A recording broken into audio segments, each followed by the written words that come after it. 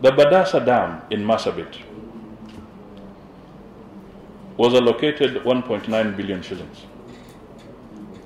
I'm not even touching the famous ones that are in the paper. But let me just talk about a few others. The facts on the ground indicate that the designs were faulty. The price was increased by 1.6 billion without justification. Moreover, feasibility studies were never done for this project. There was no geological survey. And ironically, when the excavation process started, some of the heavy earth-moving equipment started sinking in the ground rather than excavating, because there was no geological survey to establish the conditions. So when the machines started vibrating, rather than excavating, the machines were sinking. In the end, the project was abandoned after billions had been sunk into it.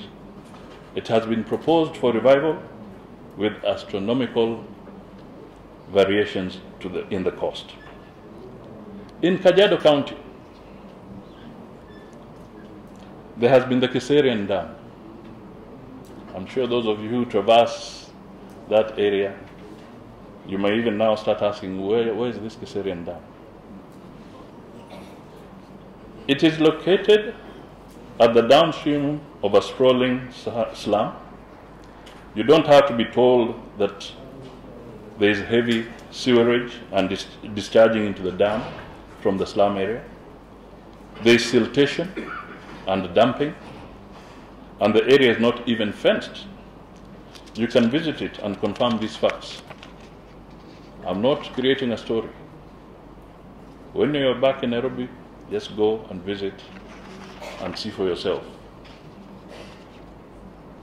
More than 1 billion shillings has gone.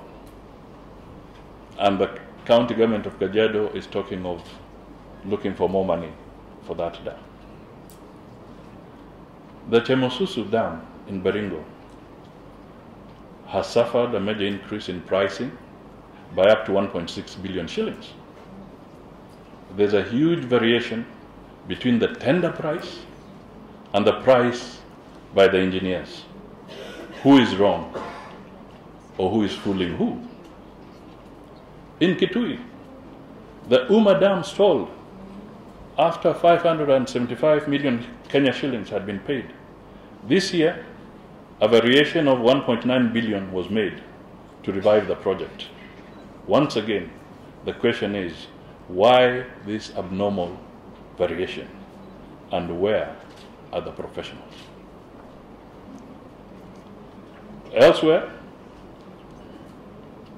there exists today in the Ministry of Infrastructure pending bills to the tune of 180 billion shillings,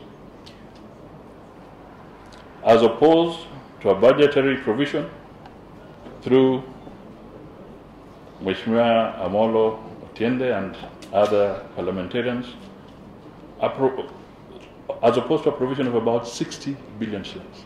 So here are pending bills, 180 billion worth of pending bills, and Parliament can only allocate you 60 billion shillings.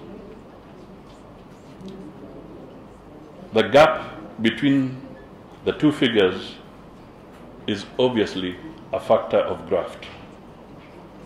Put this together with other acts of plunder in KPLC, in Galana Kulalu, in the Ministry of Youth and Sports, and in the National Youth Service, in the Ministry of Environment, overplanting of forests that were never planted, in Ketraco, in NHIF, in Afya House, in KFS, in the Eurobond, and in IABC, among other scandals.